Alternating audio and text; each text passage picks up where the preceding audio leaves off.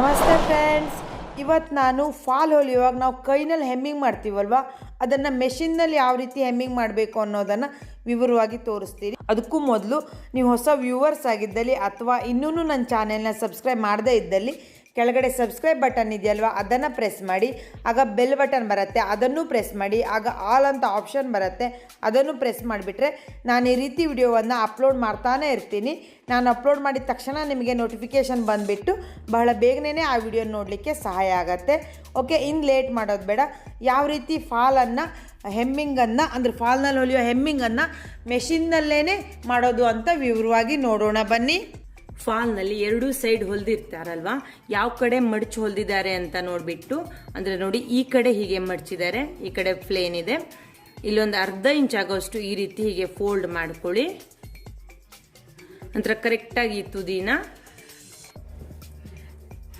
ಅಂದಾಜು ಸಾರಿನಲ್ಲಿ ಈ ಕಡೆ ಅಂದರೆ ಕೆಳಗಡೆಯಲ್ಲಿ ಒಂದಿಷ್ಟು ಜಾಗ 1ರಿಂದ 1.5 ಗ್ರೇನ್ ಆಗುವಷ್ಟು ದೂರ ಗ್ಯಾಪ್ ಇಟ್ಕೊಳ್ಳಿ. ಹೀಗೆ ಸ್ಟ್ರೇಟಾಗಿ ಈ ತುದಿಗೇನೆ ಈ ಫಾಲಿನ ತುದಿನೂ ಇಟ್ಬಿಟ್ಟು ಇಲ್ಲಿ ಆದಷ್ಟು ತುದಿಗೇನೆ ಒಂದು ಹುಲಿಗೆನ ಹಾಕ್ಕೊಳ್ಳಿ.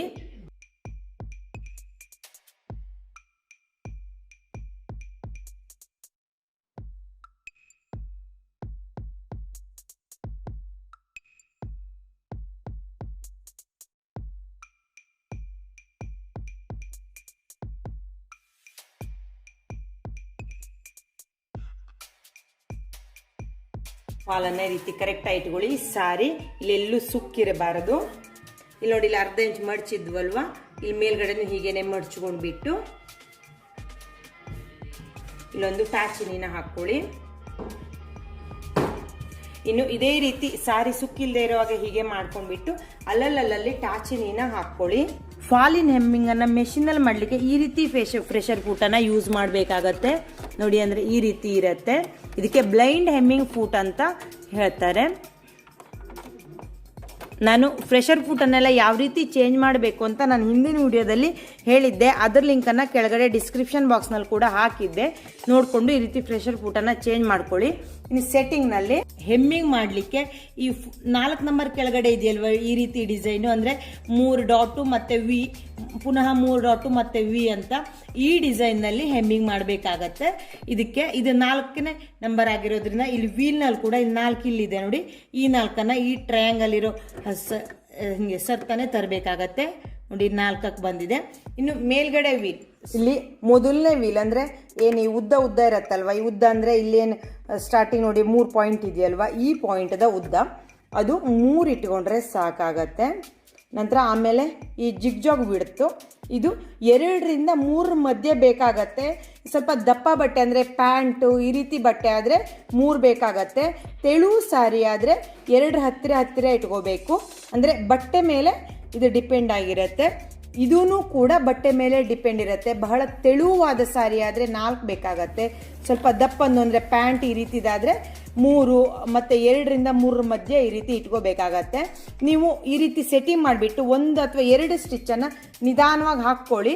ಆಗ ಸ್ಟಿಚ್ ಕರೆಕ್ಟ್ ಬೀಳ್ತಾ ಇದೆ ಅಂದರೆ ಇದನ್ನ ಚೇಂಜ್ ಮಾಡ್ಕೊಳ್ಬೇಕಾದ ಅವಶ್ಯಕತೆ ಇಲ್ಲ.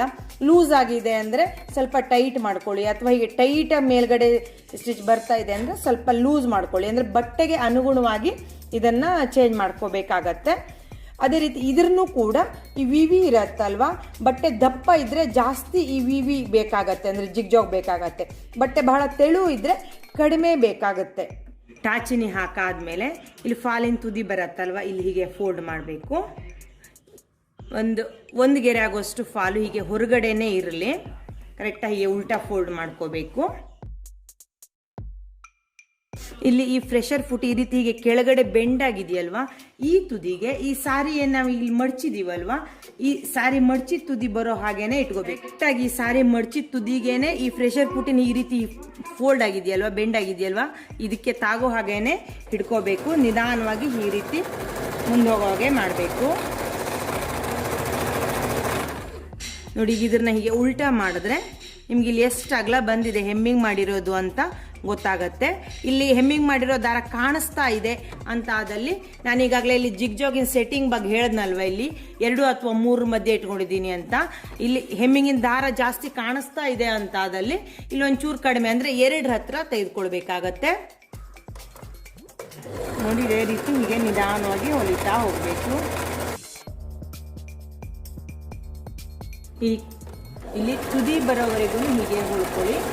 ನೋಡಿ ಇಲ್ಲಿ ತುದಿ ಬಂದಾದ್ಮೇಲೆ ಅಂದರೆ ಈ ಕಡೆ ಇಲ್ಲಿ ಉದ್ದ ಪೂರ್ತಿ ಹೊಲ್ದಾಯ್ತಲ್ವ, ಈಗ ಇಲ್ಲಿ ಓಪನ್ ಇದೆಯಲ್ವ, ಇಲ್ಲೂ ಕೂಡ ನಾವು ಈಗಾಗಲೇ ಮಾಡಿದ ಹಾಗೇ 1 ರಿಂದ 2 ಗೆರೆ ಆಗೋಷ್ಟು ಈ ಫಾಲಿನ ತುದಿ ಎಕ್ಸ್ಟ್ರಾ ಇರೋ ಹಾಗೇ ಹೀಗೆ ಫೋಲ್ಡ್ ಮಾಡ್ಕೊಳ್ಳಿ.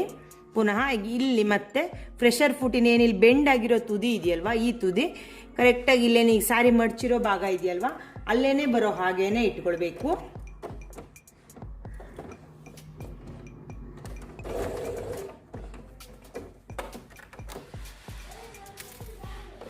ಈಗ ಏನಿಲ್ಲಿ ಮಡ್ಚಿರೋ ತುದಿ ಇದೆಯಲ್ವ, ಇಲ್ಲಿ ಈ ಫ್ರೆಶರ್ ಫುಟಿನ ಬೆಂಡಾದ ಭಾಗ ಬರೋ ಹಾಗೆ ಇಟ್ಕೊಂಡ್ಬಿಟ್ಟು ಪುನಃ ಈಗ ಹೊಲ್ದಾಗೇನೆ ಹೊಲ್ಕೊಳ್ಳಿ.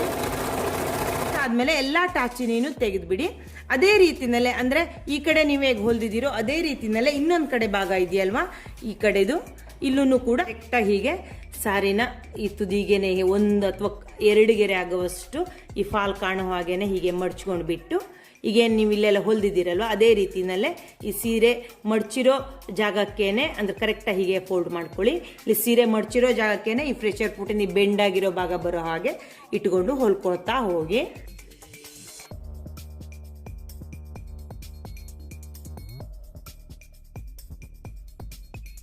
ಈಗ ಪೂರ್ತಿ ಫಾಲು ಹೊಲ್ದಾಯಿತು. ಈಗ ಎಲ್ಲ ಟಾಚಿನೀನು ಕೂಡ ತೆಗೆದುಬಿಡಿ. ಸೇಮ್ ನೀವು ಕೈನಲ್ಲಿ ಹೆಮ್ಮಿಂಗ್ ಮಾಡಿದಾಗ ಹೇಗೆ ಬರುತ್ತೋ ಅದಕ್ಕಿಂತಲೂ ನೀಟಾಗಿ ಬರುತ್ತೆ. ಅಂದರೆ ಈ ಒಂದು ಹೆಮ್ಮಿಂಗಿಂದ ಇನ್ನೊಂದು ಹೆಮ್ಮಿಂಗ್ವರೆಗಿನ ಅಂತರ ಏನಿದೆಯಲ್ವಾ ಅದು ಪ್ರತಿ ಹೆಮ್ಮಿಂಗ್ ಕೂಡ ಅಷ್ಟೇ ಅಂತರ ಬರುತ್ತೆ ಇದರಲ್ಲಿ. ಹಾಗಾಗಿ ನೀಟಾಗಿ ಕಾಣಿಸುತ್ತೆ ಈ ರೀತಿ ಮೆಷಿನಲ್ಲಿ ಮಾಡೋದ್ರಿಂದ. ಮತ್ತು ಸಮಯ ಕೂಡ ಬಹಳ ಕಡಿಮೆ ಸಮಯದಲ್ಲಿ 5 ನಿಮಿಷದ ಒಳಗಡೆ ಒಂದು ಫಾಲನ್ನು ಹೊಲಿಬೋದಾಗತ್ತೆ. ಇಲ್ಲಿ ಫಾಲಿನ ಮೇಲ್ಗಡೆ ಈ ರೀತಿ ಡಿಸೈನ್ ಬರುತ್ತೆ ನೋಡಿ. ಇಲ್ಲಿ ಸಣ್ಣ ಸಣ್ಣ ಒಂದೇ ಸಮಾಂತರದಲ್ಲಿ ವಿ ರೀತಿ ಬಂದಿದೆ. ಈ ವಿಡಿಯೋದಲ್ಲಿ ನಾನು ಹೆಮ್ಮಿಂಗನ್ನು ಕೂಡ ಮೆಷಿನ್ನಲ್ಲಿ ಯಾವ ರೀತಿ ಮಾಡಬೇಕು ಅನ್ನೋದನ್ನು ವಿವರವಾಗಿ ಹೇಳಿದ್ದೆ. ಈ ವಿಡಿಯೋ ಇಷ್ಟ ಆದಲ್ಲಿ ಕೆಳಗಡೆ ಲೈಕ್ ಬಟನ್ ಇದೆಯಲ್ವ ಅದನ್ನು ಪ್ರೆಸ್ ಮಾಡಿ. ಅದೇ ರೀತಿ ಈ ವಿಡಿಯೋದ ಬಗ್ಗೆ ನಿಮ್ಮ ಅನಿಸಿಕೆಗಳನ್ನು ಕೆಳಗಡೆ ಕಾಮೆಂಟ್ ಬಾಕ್ಸ್ನಲ್ಲಿ ಕಾಮೆಂಟ್ ಮಾಡಿ. ನೀವು ಕೊಡೋ ಈ ಲೈಕ್ಸು ಮತ್ತು ಕಾಮೆಂಟ್ಗಳೇ ನನಗೆ ಈ ರೀತಿ ವಿಡಿಯೋವನ್ನು ಮಾಡಲಿಕ್ಕೆ ಪ್ರೋತ್ಸಾಹ ಸಿಗತ್ತೆ. ನನ್ನ ಈ ವಿಡಿಯೋವನ್ನು ನೋಡಿದ್ದಕ್ಕಾಗಿ ತುಂಬ ಧನ್ಯವಾದಗಳು.